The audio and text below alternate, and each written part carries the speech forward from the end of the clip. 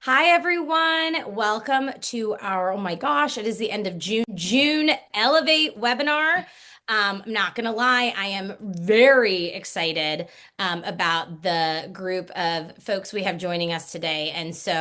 Um, we will go ahead and give everybody just a couple of minutes to join us before we get into our introductions. But while we wait, can you go ahead and add in the chat where y'all are joining us from? And if this is if you're a frequent Elevate flyer or if this is your first time, would love to know where everybody's joining us from today.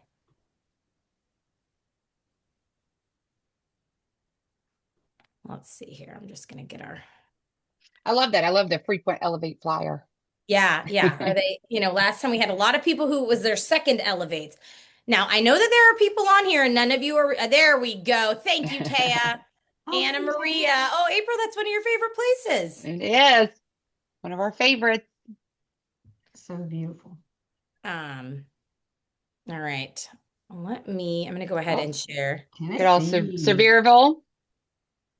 Trinidad. Trinidad and Tobago. Trinidad. Uh-oh, that was Oh, now yummy Ooh. they're day. coming Oh, there's Can we go right now? Shannabelle. Yay. in. Yay. Oh, I love this. It's always so fun to see where people are joining us from. Uh-huh. Oh, hi, Sharon. Got the UK, mm. Vermont. I love it. All right. Oh, Mexico Mexico. Cabos. No, we got Mhm. Los Cabos. Okay, I'm ready. Yeah, sign me up. I know. There's a I'm lot of places very. we have to go visit. Okay. Yeah. Yes. Um, All right, Oh, well, we have Sharon. a lot to cover today. And I am, like I said earlier, I am beyond thrilled to welcome these three amazing women to our Elevate webinar today. So, for folks who don't know me, my name's Karinoki. I'm the VP of Community here at Breezeway, and we do these monthly webinars that are all about thought leadership and how you can continue to elevate the work that you're doing in vacation rentals every day. And today we're joined by a great group of folks, but we're talking about something that's really important and something that oftentimes um, folks aren't thinking about as frequently as they could or should be until unfortunately it's too late. And so what we want to do today is talk about how you and your teams can be prepared for when or if disaster hits your destination, and how you can care for the folks who are doing all of the important work to run your businesses every day. I'm not going to be the one talking about this. I'm just going to be facilitating this conversation. But the ladies of Hospitality Heroes are here, and I'm going to let them go ahead and introduce themselves, and then we'll get right into it. So, April, you wanna kick us off? Sure. Thanks so much, everybody, for joining us. And we appreciate Breezeway for having us on your Elevate webinar. It is something that is so important. And unfortunately, people don't think about it until it's actually happening to them. So we're really excited to be here and help people prepare for upcoming any kind of natural disaster or crisis in their area. I'm April Burns. I'm one of the co-founders of Hospitality Heroes and really excited to be here with you today. I've spent about 30 years in the world of hospitality between hotels and vacation rentals. And so it's just really, a passion of mine. And I'm going to pass it on over to Rachele. Hi, everybody. I'm Rachele Hobbs. I am a property manager on Holden Beach, North Carolina, which is a small 8 mile barrier island at the very bottom of North Carolina. I manage our family's 50-year-old property management company. And I was asked and approached by April and Sue a couple years ago, would this be something I'd be interested in being involved with, the nonprofit Hospitality Heroes? And it was just such a joy for me to jump right in and be involved, caring for people and teams and helping prepare people for the things that happen to us. Whether it's natural, whether it's a business disaster, we all go through it. We've all been through things that we could all, help each other with. And that's the whole goal here, is to help the whole community. Yeah. Hi. Absolutely. All right. And I'm Sue Jones. I'm the owner and founder of HR for VR. I've been in this industry for about 14 years. And as Rochelle shared, when April proposed this to us a couple of years ago, it was really heartfelt and something we're all very passionate about. So of course, it's really hard to say no. And I'm so glad that I didn't because we're really on such a great journey. And the thing with Hospitality Heroes that I find is so rewarding is that we're really focusing on the people who really need the help. And while I've been in the vacation rental industry, I also have 30 years in hospitality with food service, retail, manufacturing. And so really close to working with a lot of these employees who are on the ground. And I'm excited about what we're about to really get into and what we're going to try and launch. And the more that we can provide over the next year or two coming will be really great. Absolutely. Well, I think, we all think about, in a world where there's so much conversation around technology and, AI and what are we doing? What's the next thing?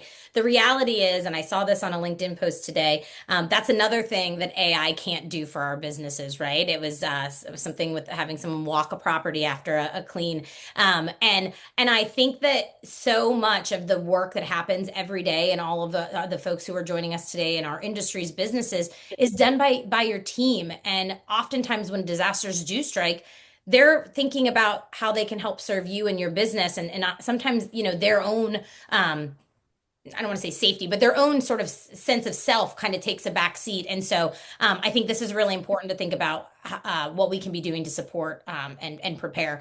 But, we talked about Hospitality Heroes. This is near and dear to my heart as well, because I count all of you as very close friends. And I want to share with everybody who's joining us today a little bit more about Hospitality Heroes. What are you guys doing? Who are you serving?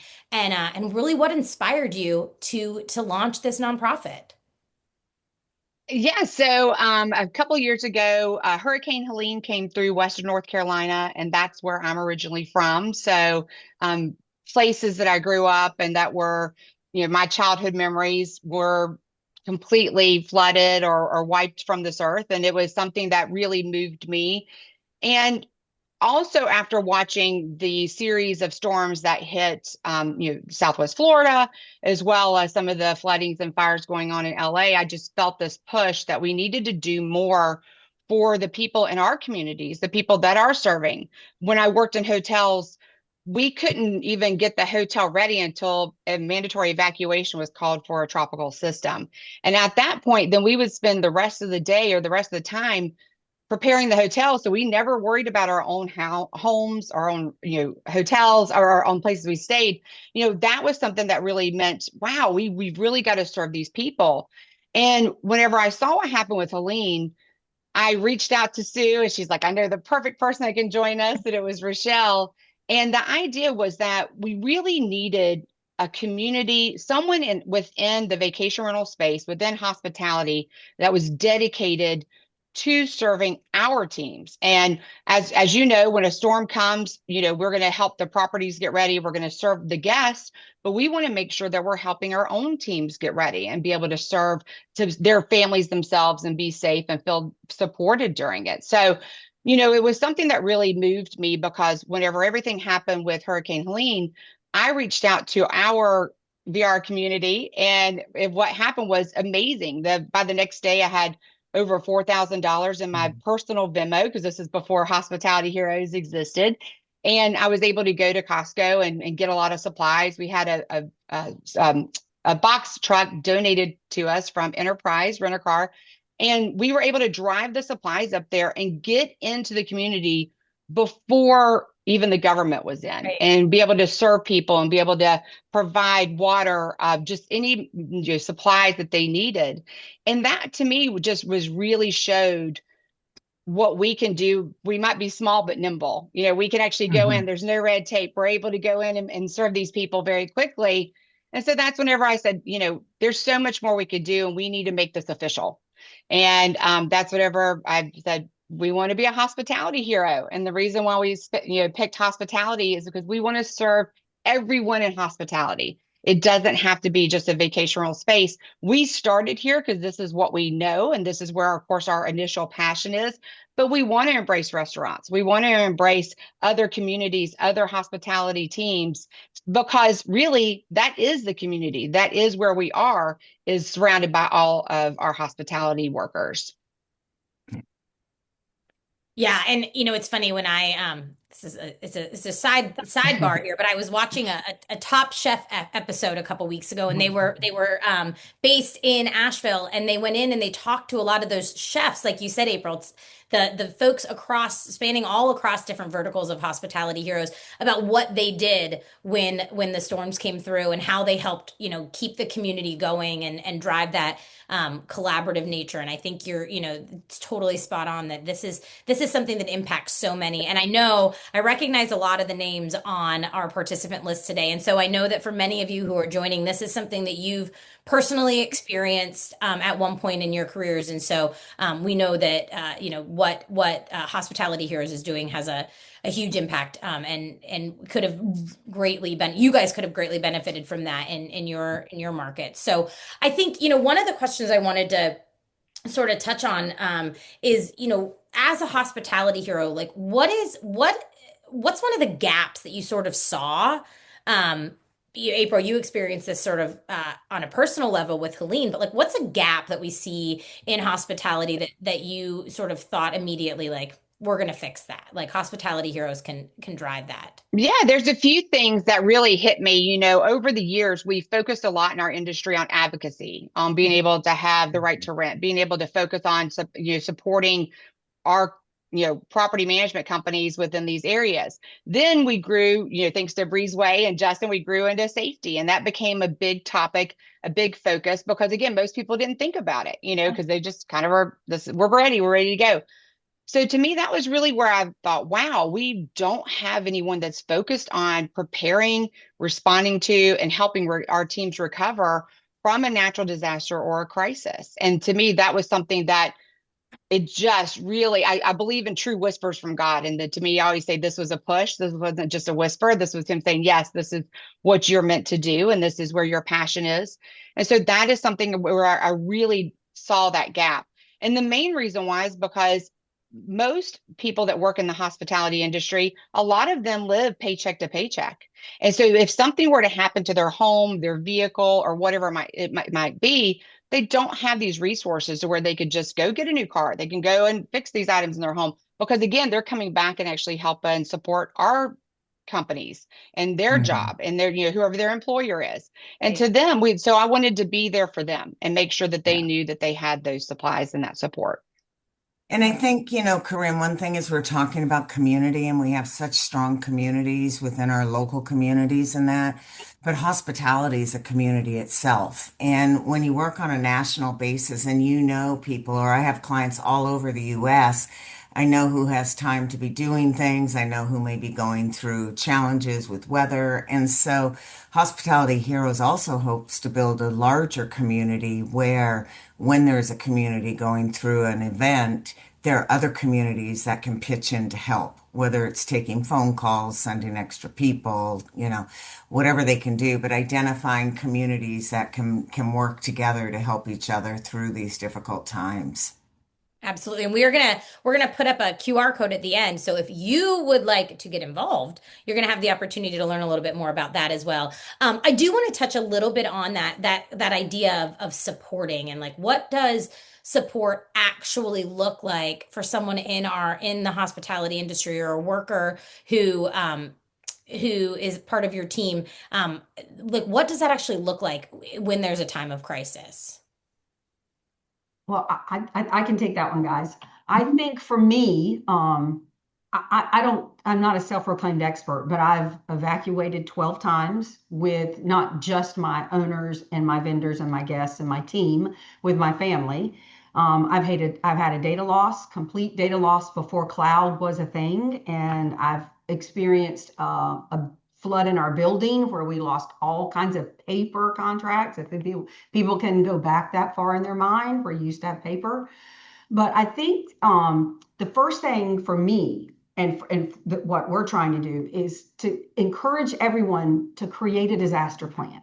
Yeah. Just to have an idea of, if this occurred in my area, or when this occurs in my area, for like tropical environments for us, here is our disaster plan. Here is the way we do ours: is we do stage yellow, which we know something's happening out there, and here's what everybody's going to do. And then we have a go stage where we actually are in an event, And then we have, everybody's job responsibilities, everybody's responsibilities. And then we have, how do we recover? But not just recover for our owners and our properties, we recover for our vendors, we recover for our team members, we recover for our community. So I think the first thing to do is just think about a people first plan. It doesn't have to be all encompassing. It just has to be a start. And I think that is one way to show your team that you're really supporting them, is that you're thinking ahead. When these things happen, I know that you live in this flood area zone, so I know that you have to be off the island by this time so you can get home. It's just knowing your people, knowing your vendors, knowing your team, and providing a plan for them so that there's not a bunch of confusion and everybody standing in the back of your office with their hands raised. So what do we do? What do we do? We know what we're going to do, or at least we have an outline what we're going to do. Right. So I think the first thing in support is to prepare a plan for people so that they feel that the security of this is an event that we can manage this. We have a plan, we can manage this. And all these other things are going to be thrown in the mix. But that first plan, I think, is the best place to start to support your team. So folks who are joining us, that's your first takeaway, right? Make sure that you have a plan, and not just a plan that's up here or a plan that a plan that your entire team understands and is on board with. Because I think that in times of crisis or disaster, logic can sometimes go out the window. And so making sure that everybody's there. It does so easily. For us, we actually take the month of February and we do disaster training. We review our plans. We all have conversation, and staff changes from, year to year, and changes and times change, and we tweak things. But we actually set aside some time as a team to say, okay, here's what you do. Here's what I do. Is there any crossover? Where's our confusion? Is our communication clear? And then the other thing we do is we educate our team on things that are helpful to them.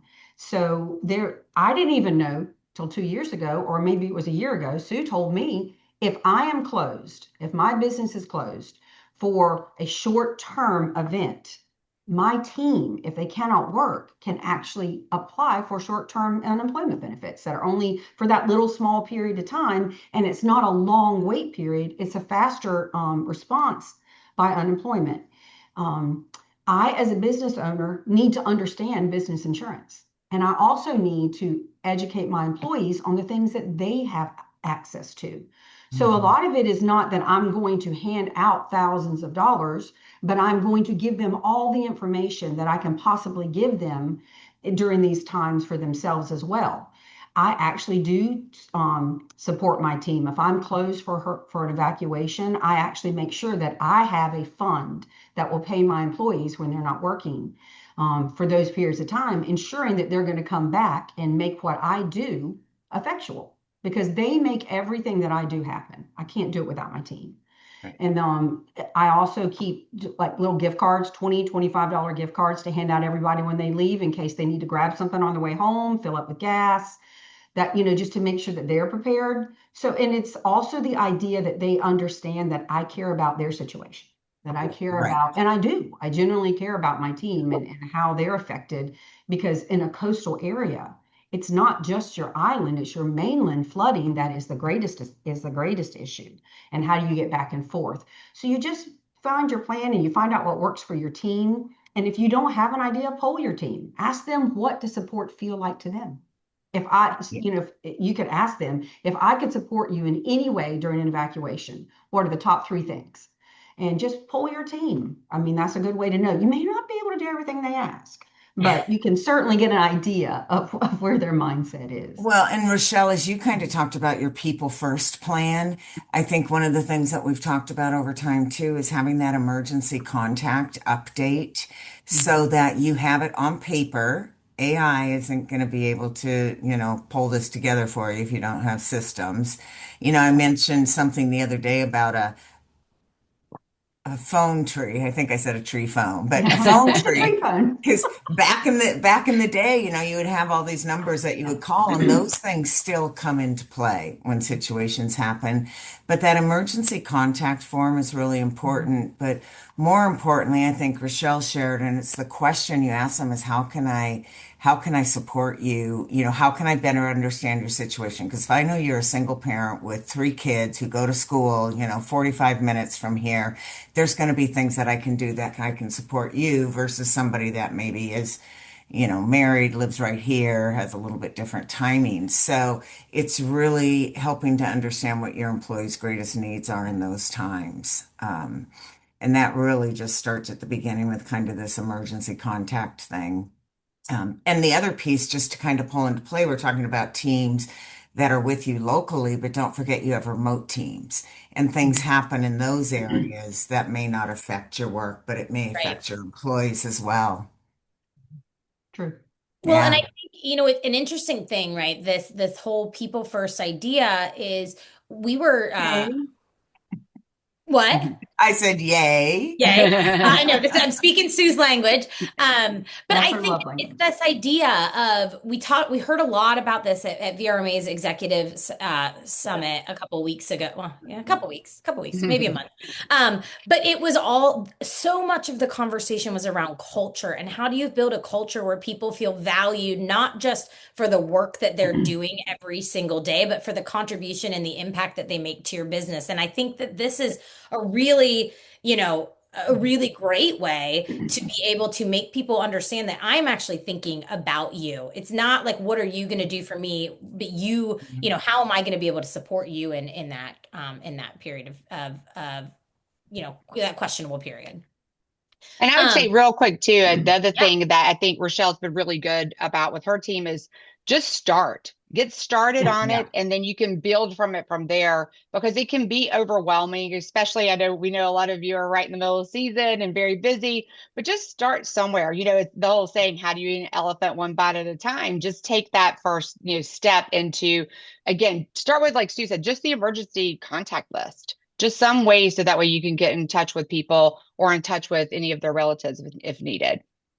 absolutely. Sue, I'm curious, you've worked obviously with so many companies. And I'm curious if you've seen examples of operators who have really gotten this right, or maybe on the flip side of that, somebody who didn't get it right that then took a learning that you were, that you would share with folks today. Yeah, I think there's quite a few positives. When I look around the industry, I think people are starting to really recognize that the business isn't the business without the people. Hmm. And so it's no longer that, you're here until every house is locked up and boarded up and we're off the island. It's also making sure that they're balancing that level of risk for the employee as well as, their own evacuation and that. I think most companies now are prepared to provide some assistance if they have to shut down for a couple of days. Beyond that, I think, if somebody has to continue to pay employees for a couple of weeks, that's a real strong stretch. So people are starting, as Rochelle mentioned, working more with the unemployment compensation and that. One of the things that I did see a company, and this was probably 8 or 9 years ago, and they were calling me about performance issues because they had people leaving before the work was done because they wanted to get home to evacuate and they had their own personal needs. And at that time, they wanted to do, write up this person. I'm like, listen, that's Mm. really a dicey spot because you're trying to protect a business, but part of your business is protecting your employees. And, it's pretty hard to be black and white in those kinds of situations. So, as an outcome from that, what the company later did was they put in place a way where they could draw on some PTO or they could do an advanced payroll draw. So, if they knew a storm was coming and it was going to be during a pay period, they ended up paying people ahead of time. So, there were some things people could do to get some cash in place. The other thing that companies have done is set up local relationships with like gas stations in local areas. So if employees needed to get gas, they had like a charge account there they could go to. Because a lot of times, I think April, you mentioned it with Helene, a lot of times the electricity was out, so the credit cards wouldn't work.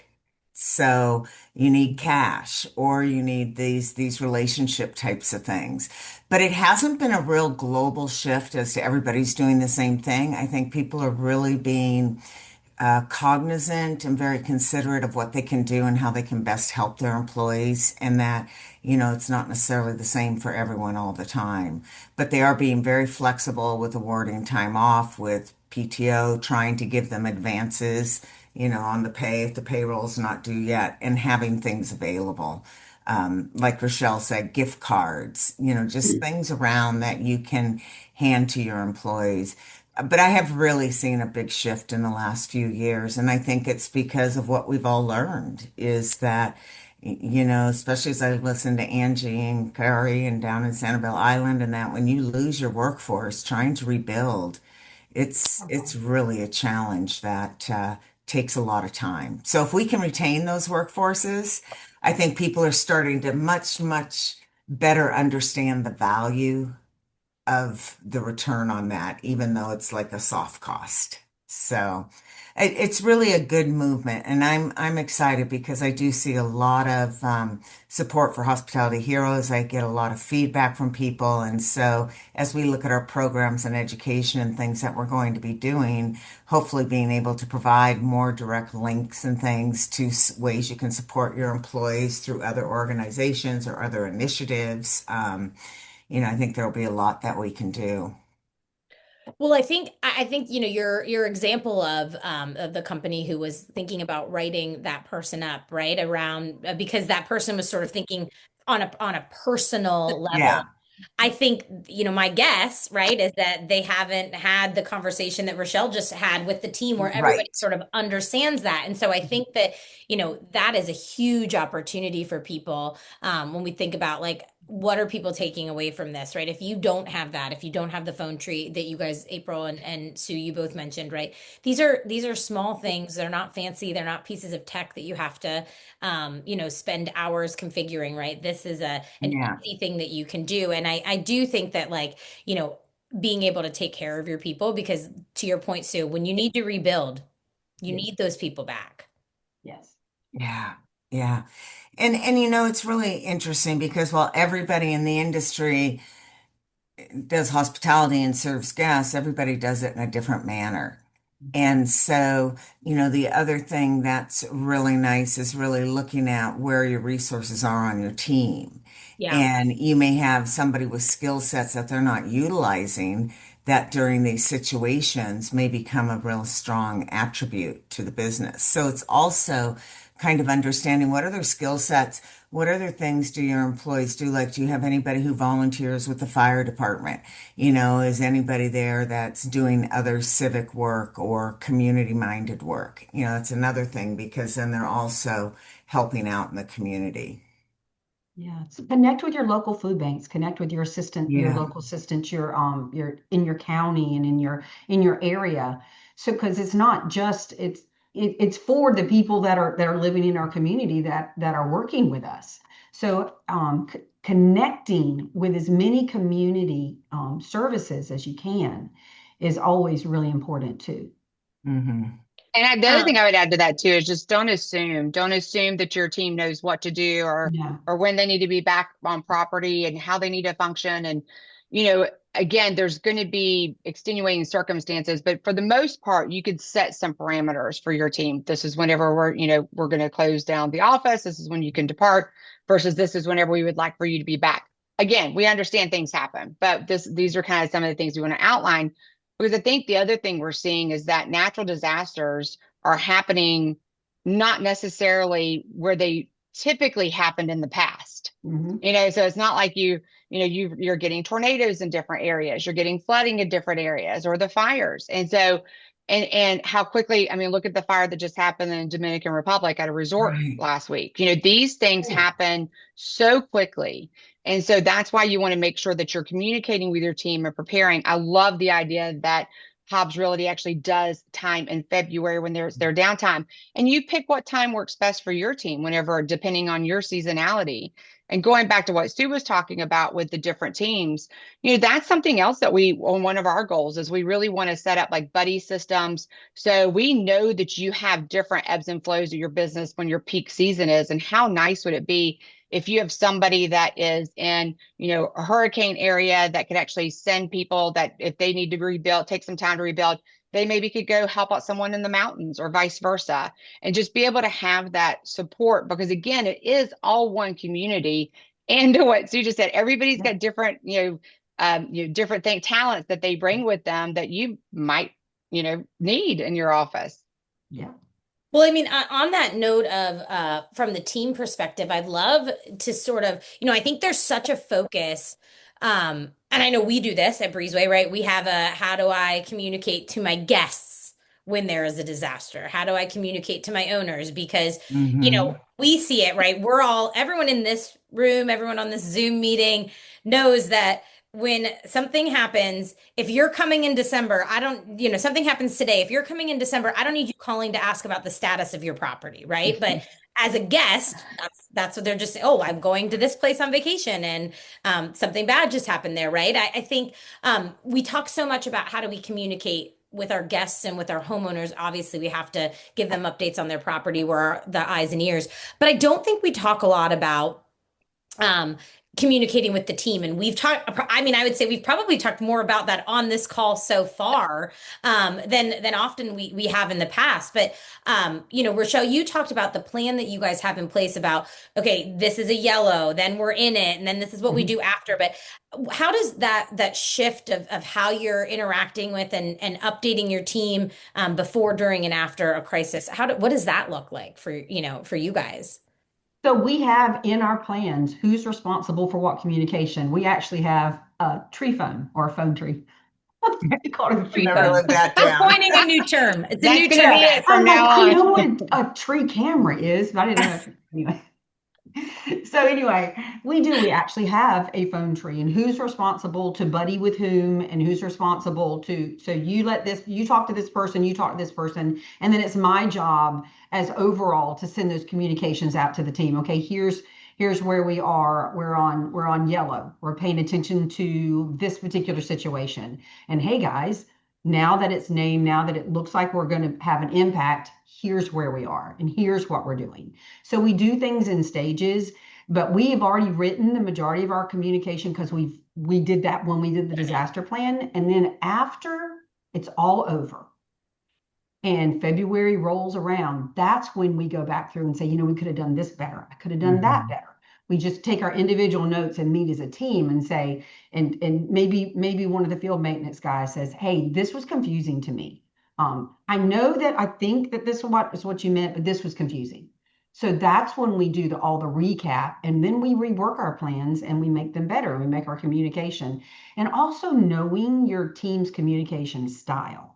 Our goal is to keep it really short, Reader's Digest version, very condensed. Please do this. We need this. This is the status. And then we come back and do the decompression later. But Right. the communication with your team is most effective when you have taken time to understand how to communicate with your team. How do they hear? How do they speak? How do they communicate? So different personalities understand things differently. I taught kindergarten and first grade in reading, and not everybody learns to read the same way, but we all eventually learn to read. So that's one thing about communication that I'm really particular about with our team is learning their styles, learn your people. I have a voice. I have a hospitality voice, but then you need to know how to communicate with your people. And that is from spending time with your team and understanding them, making them feel heard, making them feel supported. And I will have to say that the last 4 evacuations that we've done as a team have been so much easier because we all have an idea, and then we have to tweak things, but we all have a basic idea and we're all on the same page, in the same book. Yeah. So, That's really it just that people first disaster plan. Just start there. And then your own creativity will come through, your own personality will come through. And instead of it being such a laborious, very hard, dramatic, stressful time, it will become a team building. It really will. Mhm. And part of understanding that team piece and the communication is really important. And as you've talked about, the team's very comfortable when it comes to, challenging situation. But you also talk about when you know it's happening. And so when there's a situation that just occurs and you have no warning, how can we feel confident that our team knows how to handle those kinds of situations? How are they gonna respond under How are they pressure going to and stress respond? Yeah. based on the leadership that they're shown? And for us at Hospitality Heroes, we're not going to be everybody's leader, but we do want to be everyone's support. So if a That's right. leader needs something or they don't understand or they've never been through it, please reach out. Someone in our community has been through it. And we will be happy to put you in touch with someone who's been through it, who can give you really good direct steps on how they overcame and how they made it work in a positive manner for their team and their community. Hmm. Hmm. Yeah, I think that's a really valuable piece is that we do have connections and we want to, Mhm. as we start to build out our library and resources, the more information we get from people in the field in the industry and challenges they've overcome or things they've done, it's going to be so Mhm. much easier for us to be able to build this centralized repository, which It is will. wonderful because it's for everyone. Yeah, it is. It's not, just for Mhm. vacation rental, it's for hospitality workers. There's going to be a lot of information in there, but it's only as valuable as the information we're receiving from others about what it is they need too. It is. So today I'm helping a team member, someone I know from doesn't, they're not even in my area, but they called and they had a Microsoft deleted all their data. And I'm like, oh. Mhm. So I was just doing all the research I could to get him in touch with all the Microsoft people I knew and all the tech people I knew, and hopefully they're going to be able to recover their data. But it's not that I could do anything, but if there's people we can put you in touch with that might be able Right. to help you, that's one of the things that we really want to build on that. And to do that, we need people to come in and say, "Hey, I've been through this. Let me do a little video on you. Let me do a story on what I've experienced because it may absolutely help someone else." And again, to the point, yeah, because we're not saying that we're the experts in it, but again, No. we want to share your expertise in it. So it's Mhm. things that you've been able to build off of and work on. And one of the biggest points I want to make sure that doesn't get skimmed by is being able to go back and review and edit Hmm. those systems or your steps. That's where you're going to learn. One of the things I love that Rachele said was, when you have a maintenance guy who's out there offering his input, think about who needs to be a part of that meeting, who needs to be a part of that feedback. It doesn't need to just be your supervisors or upper management. It needs to be the people that were out there, Mhm. running wild, trying to get everything done and then trying to get home to their own house. That's who we want to have that in that feedback, because that's what's going to make those edits really viable for your other team members. I keep thinking about, and it's not out yet, so sorry guys, spoiler.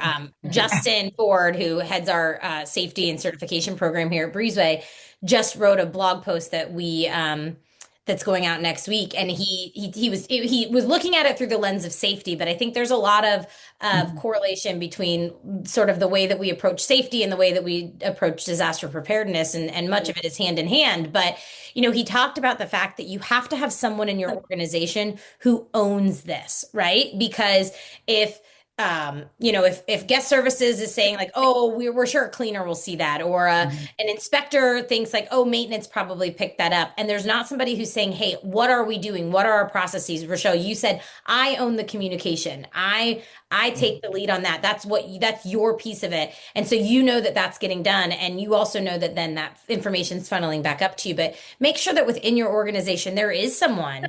Um, Mhm. and the reality is probably not just one person, right? You need to Yeah, have a right. team of people. And you also, we talked a lot earlier about knowing the strengths of the folks on your team. But also it's how can I rely on my people who maybe aren't right here in our office, in our destination. If you have remote team workers, making sure that in that disaster plan, that there are things that they're going to be able to do. How do you reroute those phone systems so everything starts going there? And like, what does that communication look like? Because when a big storm comes or a big fire or a flood or whatever, insert the disaster. Unfortunately, there are many, many of them that we see every day now. The technology that we're reliant on our daily basis, it can't always be accounted for. And so, having that contingency plan is going to be really important, but also making sure that someone's owning that and owning those steps is hugely valuable. Yeah, like today we Great just rolled point. out the extreme heat and drought guide. And again, think about to that point, it's something where, systems are going to fail in extreme heat. And so you've got to have ways, or they need to know steps, because if you're not able to communicate with your team, they're going to need to know what they need to do, how they're being responsible, or have even paper to go back and actually pick up and say, this is what my steps should be. It's almost like back when the Ritz-Carlton used to have the little card that all of their team members use, because it was ladies and gentlemen serving ladies and gentlemen. It's that same idea. If there's little cards or something that you can give your team so they can have in your maintenance truck or within their equipment, so then that way they could easily refer back to it as well. Because again, things are going to collapse, especially during these extreme heat, and drought situations. Well, April, that you bring up a good point, and I do want to make sure that while we have a bunch of folks on here, I want to make sure that we share the work that Hospitality Heroes has been doing, and I want to make sure that folks who are on here, there are 2 QR codes, the ones on the left, about how you can get involved, and I will say that there are many ways that you can get involved, both from the opportunity to be a center where people can bring donations, from offering your assistance, from offering guidance. This isn't just a send money way to get involved. And so please, take a moment to check that out and think about what you can give back and how you can do that. But the one in the middle are the disaster preparedness guides that I know you guys have been doing the prepare-a-thon. So I want to make sure to give you an opportunity to talk a little bit about this. I think there's a lot of value for folks on the call today, specifically around that. Yeah, this actually came up because there are so many things that we were putting out, especially like whenever we had that severe winter storm come through, we turned something out really quickly. And we said, what's better way than just actually run a prepare-a-thon? So what we want to do is we want to take that marathon idea and not put it in a sprint and have to follow up. We wanted to go ahead and have these resources available so anyone could go in and download it. And that is your starting point. That is exactly what the ladies have said today. That's your people first. That is your thoughts about even owners, guests. It's about communication, steps to take, ways to protect your teams. And so we just have, rolled out like flooding, hurricanes, tornadoes, the extreme drought. And we have different variety of other ones that are coming out, but we also would love to hear from you, things that you would like for us to see, to share to it. And again, that goes back to maybe your expertise, things that you might understand a little bit more, or be able to offer some input or ideas that we could include to share. Yeah, be great. Yeah, that would be wonderful. We do have a couple of minutes, and I have a couple more questions that I can ask the team. But folks in the audience who are joining us, is there anything that you want, any specific questions that you guys want to learn or want to want us to touch on before we wrap things up? Because I do think the work that Hospitality Heroes is doing is something that we really haven't had. I mean, April, you mentioned earlier, right? We've done a lot on advocacy, and there are great organizations out there who are supporting the work of advocacy and being a force. And Hospitality Heroes has this opportunity to be this force around disaster preparedness and taking care of your people. But curious if there's anything, April, Rachele, Sue, that we didn't touch on that you think we should, or any lasting thoughts for folks as we wrap up that you want to share? Yeah, I'll jump in real quick. One thing in that get involved that I think is really important is that, and Corinne, you touched on it just a little bit, is that our goal is to open up Hospitality Heroes hubs all throughout the U.S. hopefully eventually around the world. And what our goal is that way we have those supplies that are needed for the potential disaster in place in that area already. Many of you have large laundry facilities, or maybe work with a vendor that has some storage facilities that then would allow us to have some donations put in place and ready to go.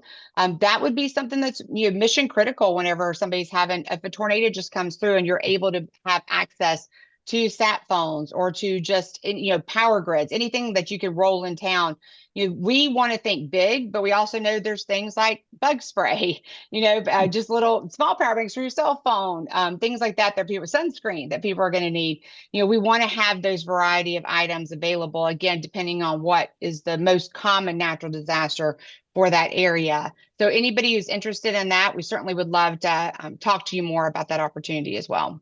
And one of the things that we have, and especially with these hubs and areas, is, as April is sharing about Helene and we put forth that donation, we have the opportunity to put out donation codes for any specific situation, event, or anything. And so if we are, and when we have the not if, when we have these Hospitality Hero hubs set up, then we'll also have a resource that we know we can send donations to, we can send cash to, and they'll be able to distribute it to the right places within that community.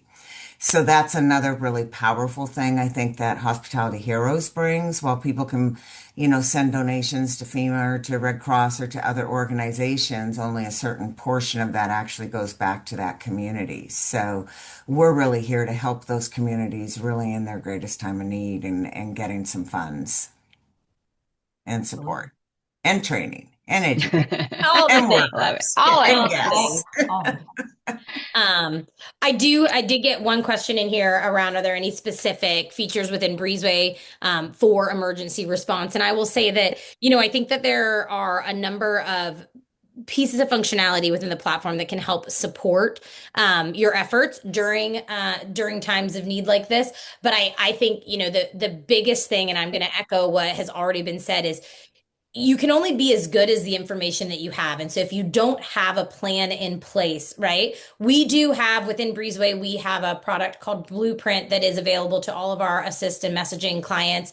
I believe that right now, I don't believe it's available to everyone if you're not using one of those products, but our Blueprint is essentially an opportunity for you to create a plan of what do we do when, and tailor that to your own company. And then the other thing I would say, Drew, that exists is, if you don't have teams who are in remote markets, we also have a product that is Assist that it's a separate set of folks who act as an extension of your team. Most people who are using it today use it for after hours calls, weekend calls, emergencies, things like that to avoid burnout. But that team with the right pieces of information can be a huge support to you. And both to your team, to your owners, to your guests around communication when these situations come up. And so those are two things that kind of jump out at me right off of the start. Assist can be used for many things, but it can be incredibly valuable when your team locally isn't able to answer the phone or communicate with your guests. But again, because it's bad data in, bad data out. It is only as good as the plan and the communication that you've already sort of delivered and determined of how you're going to handle when these things happen. So, okay. Let's see. Q&A. Oh no, that was it. That was just me not answering, that me saying I was going to answer Drew's question. Okay. We are almost at time. I want to take a minute. I'll go ahead and stop sharing here so we can see all of y'all's faces again. I want to thank you all for joining us today. For those who are here in the audience, our next Elevate, we are going to skip the month of July because I'm going on vacation. And so we're skipping it. And we'll be back in August. We're going to talk about owner relations. Charged battery, fully charged. Great folks. Unplugged charger. See, I'm going to recharge my batteries on my vacation. Me too. All right, yeah, April's about to head out on vacation as well. But we're gonna skip our July Elevate, and you'll find us back here in August on a conversation all about owner relations and how your operations are actually impacting the work that your owner relations teams are doing as well. And so more information to come on that. To Sue, And Rochelle and April, thank you guys so much. I just saw Taya's comment in there. Thanks for the great conversation. Thank you guys for not only joining us today, but what you're doing for our industry and for the hospitality industry as a whole. And we're so excited to see what is next for Hospitality Heroes. Thank you We're so excited much too. for having us. Yes, We thank you. appreciate the for having support. us. Absolutely. And just for folks, if they don't know, I mean, we had the QR, but hospitalityheroes.org. Org. Org.org. Org. We are a 501c3, so we are A nonprofit. nonprofit. Love it. All right, everyone. Thank you all. Have a great day. If you're here in the US, I hope you have a safe and enjoyable 4th of July next week. And for those who are in season, good luck. You got Good this. luck. We're all Yeah, here you for got you. it. You got it. You can All do right. it. We'll Thank see you. y'all. Thank you.